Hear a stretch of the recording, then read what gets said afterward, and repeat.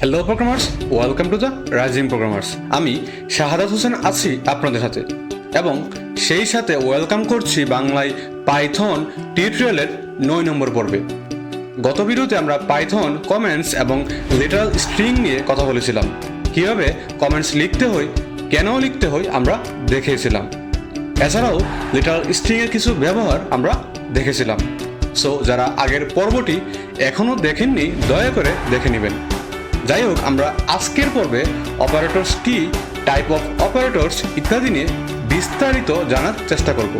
So চলুন শুরু করে ফেলি আমাদের আজকের পর্বটি।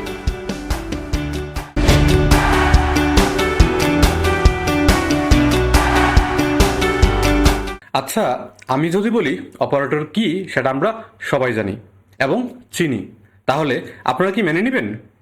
আপনারা মানেন আর না মানেন, আমি বলছি অপারেটর নিয়ে আমরা সবাই জানি। এখন কিভাবে জানি চলুন ব্যাখ্যা করি। শুরুতেই একটা উদাহরণে আসি। এখানে আমরা দেখতে পাচ্ছি 10 প্লাস 15 ইজ ইকুয়াল টু 25। আমরা জাস্ট 10-এর সাথে 15কে অ্যাড করেছি বা যোগ করেছি। এই যে যোগ করেছি আমরা কিসের মাধ্যমে করেছি? যোগ চিহ্নের মাধ্যমে। আর এইখানের যোগ চিহ্নটাকেই বলে অপারেটর। আবার ইকুয়াল চিহ্নটাকেও অপারেটর বলা হয়। বলেছিলাম না আমি অপারেটর কি সেটা আমরা জানি। সো এইটাই হলো অপারেটর। এখন আসুন অপারেটরের ডেফিনেশনে যাই। Operators are special symbols use to perform operation on variables and values.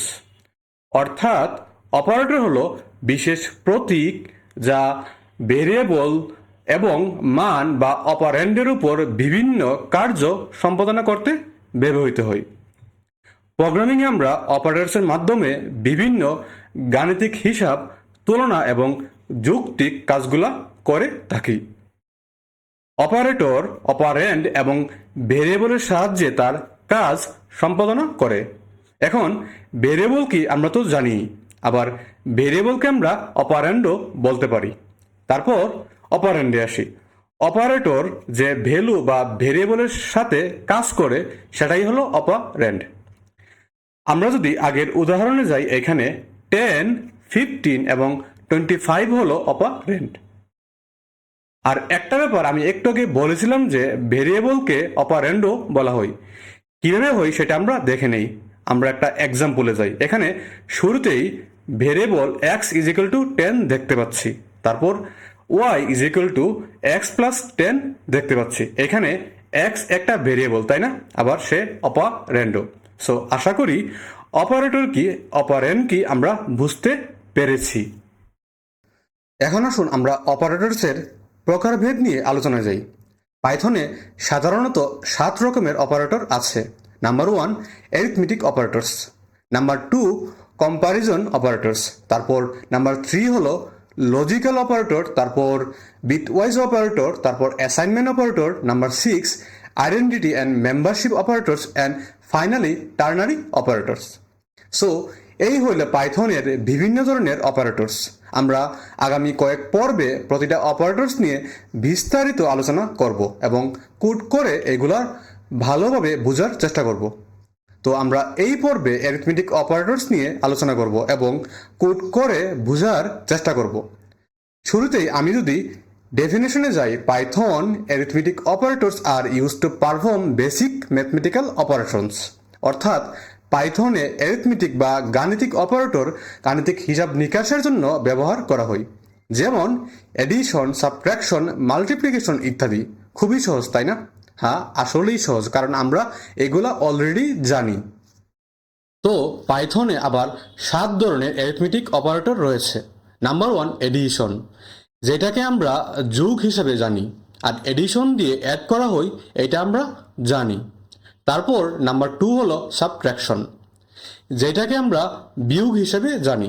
So বিয়োগ করার জন্য আমরা এই অপারেটরটা ইউজ করব। নাম্বার 3 মাল্টিপ্লিকেশন, আমরা এটাকে গুণ হিসেবে জানি। কোনো কিছু গুণ করা হলে আমরা এই অপারেটরটা ইউজ করব। নাম্বার 4 ডিভিশন বা ভাগ করা, আমাদের প্রোগ্রামে যখন একটা মান দিয়ে আর একটা মানকে ভাগ করব তখন এই অপারেটরটা ব্যবহার করব। তারপর নাম্বার 5, ফ্লোর ডিভিশন। এটা আপনাদের কাছে অপরিচিত লাগতে পারে। আচ্ছা, আমরা তো একটু আগে ডিভিশন অপারেটর দেখলাম। আমরা যখন একটা সংখ্যা দিয়ে আর একটা সংখ্যাকে ভাগ করি আর ভাগফল যদি দশমিক সংখ্যা বহন করে তখন ফ্লোর ডিভিশন অপারেটর ইউজ করলে দশমিক সংখ্যাটি আর দেখায় না, মানে ফ্লোর ডিভিশন অপারেটর পূর্ণ সংখ্যার ভাগফল আউটপুট হিসেবে দেখায়। তারপর আসুন নাম্বার 6-এ, মডিউলাস। মনে আছে স্কুল জীবনে আমরা ভাগশেষ বের করতাম, মানে আমরা দুইটা সংখ্যাকে ভাগ করার পর যেটা অবশিষ্ট হিসেবে থাকতো এটাকে আমরা ভাগশেষ হিসেবে জানতাম, আর এই ভাগশেষই হলো মডিউলাস। ফাইনালি নাম্বার 7 হলো এক্সপোনেন্টিয়েশন। এই যে এক্সপোনেন্টিয়েশন ওয়ার্ডটা আমাদের কাছে নতুন হইতে পারে, কিন্তু এটা আসলে একটু বললেই আপনারা বুঝে যাবেন। আমরা যখন পাওয়ারের অঙ্কগুলো করতাম তখন কীভাবে করতাম মনে আছে? যদি একটা উদাহরণ দিয়ে বলি, এখানে যদি x = 2 হয় তাহলে x⁴ 2 কত? আমরা নিমিষেই বলে ফেলবো আনসার হলো 4। তো এই পাওয়ারকেই বলা হয় এক্সপোনেন্টিয়েশন। ইজি, তাই না? এখন আসুন আমরা কোডের মাধ্যমে এগুলা দেখে নেই। চলুন ভিএস কোডে যাওয়া যাক। আমরা ভিএস কোডে চলে আসলাম। শুরুতেই একটা ফাইল ক্রিয়েট করব। আমরা ফাইলের নাম দিলাম arithmetic underscore operators dot py, arithmetic underscore operators dot py। আমাদের ফাইলটা ক্রিয়েট হয়ে গেল। আমরা অ্যারিথমেটিক অপারেটরসের 7টা টাইপের কোডই রান করাবো। আমরা শুরুতেই দুইটা ভেরিয়েবল ডিক্লেয়ার করব, তারপর এর মধ্যে দুইটা আলাদা আলাদা ভ্যালু স্টোর করব। So let's say x = 5 and y = 11। আমরা এখন এডিশন অপারেটর অ্যাপ্লাই করব। আমরা যেহেতু কমেন্ট করা শিখে গেছি তাই কমেন্ট করে করে কোড লিখব। আমরা কমেন্ট করে নিলাম হ্যাশ, তারপর এডিশন। এখন আরেকটা ভেরিয়েবলের মধ্যে x এবং y ভ্যালু অ্যাড করে নিব। Let's say add = x plus y। তারপর প্রিন্ট ফাংশনের ভিতরে স্ট্রিং লিটারালস ইউজ করব। কিভাবে স্ট্রিং লিটারালস ইউজ করতে হয় আমরা গত পর্বে দেখেছিলাম। সো প্রিন্টের ভিতরে কোটেশনের মধ্যে এডিশন কোলন, তারপর কমা, তারপর এর মধ্যে আমরা অ্যাড ভেরিয়েবলটাকে বসিয়ে দিলাম। এখন একই কাজ বাকিগুলোর জন্য করব। So for subtraction hash subtraction, তারপর আরেকটা ভেরিয়েবল ডিফাইন করব সাব = এর মধ্যে x মাইনাস y। একইভাবে প্রিন্ট করে নিব। প্রিন্ট, তারপর কোটেশন, এর মধ্যে সাবট্রাকশন কোলন, তারপর কমা, আমরা এখানে সাব ভেরিয়েবলটাকে বসিয়ে দিলাম। আচ্ছা, আরেকটা কথা, এখানে কোলন চিহ্নটা কিন্তু সিনট্যাক্সের মধ্যে পড়ে না, আপনারা চাইলে স্কিপ করতে পারেন। আমি জাস্ট আউটপুটের জন্য বোঝার ক্ষেত্রে এটা দিলাম।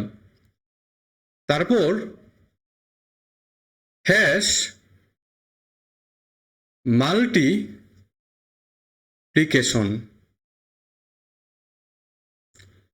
তারপর আরেকটা ভেরিয়েবল ডিফাইন করব, মাল্টি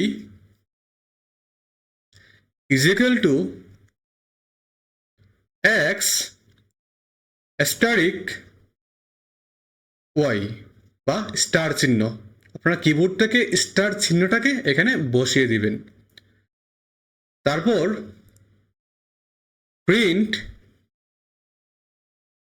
কোটেশন এর মধ্যে মাল্টিপ্লিকেশন, তারপর কোলন, তারপর কমা, আমরা এখানে মাল্টি ভেরিয়েবলটাকে বসিয়ে দিব। একইভাবে হ্যাশ ডিভিশন,